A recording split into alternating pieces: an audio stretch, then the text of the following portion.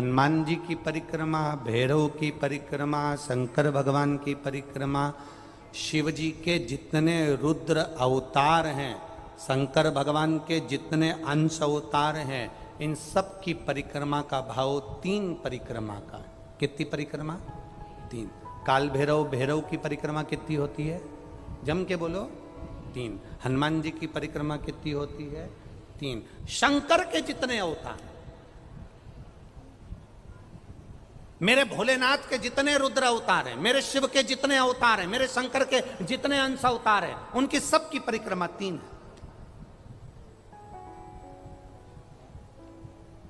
सबकी परिक्रमा 3।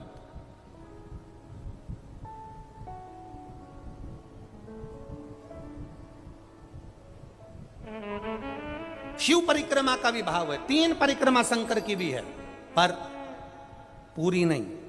कैसी? आधी। आधी भी कैसी? प्रत्येक शंकर की परिक्रमा का स्मरण होना चाहिए आपको। ये समझे जरा, बहुत अच्छी तरह से आज कथा निकली है तो उसको समझ ले।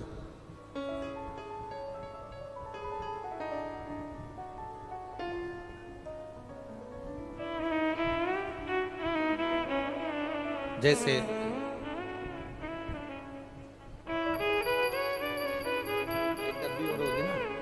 एक डब्बी और लेना, एक डब्बी और है उसमें दे देना।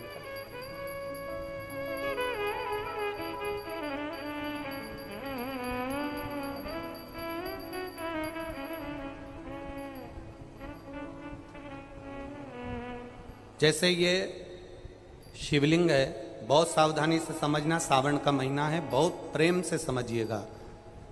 शिव की आदि परिक्रमा जो हम करते हैं, उस परिक्रमा का फल हमें बाबा कब प्रदान करते हैं वो समझने वाला विषय, ठीक है। ये शिवलिंग, ये जलाधारी, ये भगवान के चरणारविंद जहाँ गणेश, कार्तिकेय, अशोक सुंदरी है, उस स्थान का। अब मंदिर के बीच में गर्भगृह में ये शिवलिंग रखा है। हम जब परिक्रमा चालू करते हैं तो यहाँ से यूं गए और यहीं से हम वापस आ गए, वापस हम यहीं से आ गए। शंकर की परिक्रमा पूर्ण कब मानी गई? आधी परिक्रमा को पूर्ण कब कहा गया? शिव की परिक्रमा को हम पूर्ण कैसे मान सकते हैं? हम कहते हैं, हमारे शास्त्र कहते हैं कि शंकर की 3 परिक्रमा करो, या भगवान की 3 परिक्रमा करो, या देवता की 3 परिक्रमा करो। परिक्रमा का फल कब मिलता? परिक्रमा का अंश फल कब मिलता? शिवलिंग जलाधारी मंदिर के बीचों बीच है।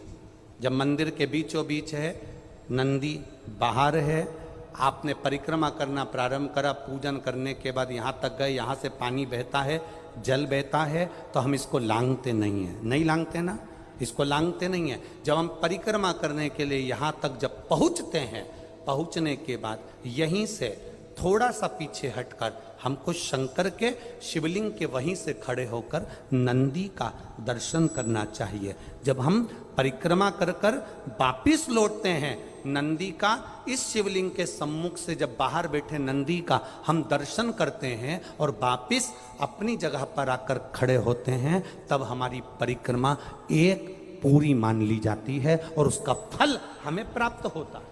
उस परिक्रमा का फल, हमने शंकर भगवान की परिक्रमा करी, किसी ने कहा आदि परिक्रमा करो, हम यहाँ तक गए, यहाँ से लौटकर वापिस आ गए। उस परिक्रमा करते समय हमने नंदी का दर्शन एक बार भी नहीं करा। अगर नंदी का दर्शन नहीं करा तो उस परिक्रमा का कोई फल हमें प्राप्त नहीं हो सकता। उस परिक्रमा का कोई फल हमें प्राप्त नहीं हो सकता। अब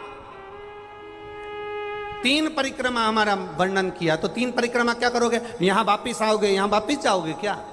बोलो जम के, वापिस जाओगे क्या? नहीं। 3 परिक्रमा शंकर भगवान की जो वर्णन करी गई, यहां से चले, यहां पहुंचे, पहुंचने के बाद आपने यहां शिव जी का शिवलिंग के वहीं से नंदी का दर्शन करा, फिर वापिस पलटे, फिर नंदी का दर्शन करा, फिर पलटे, फिर नंदी का दर्शन करा। यहाँ खड़े होकर आप जब 3 बार नंदी का दर्शन कर लेते हो, एक ही परिक्रमा में 3 बार नंदी का दर्शन कर लेते हो, तो 3 परिक्रमा का फल प्राप्त हो जाता है और हमारा वो कार्य सफल हो जाता है। 3 परिक्रमा का।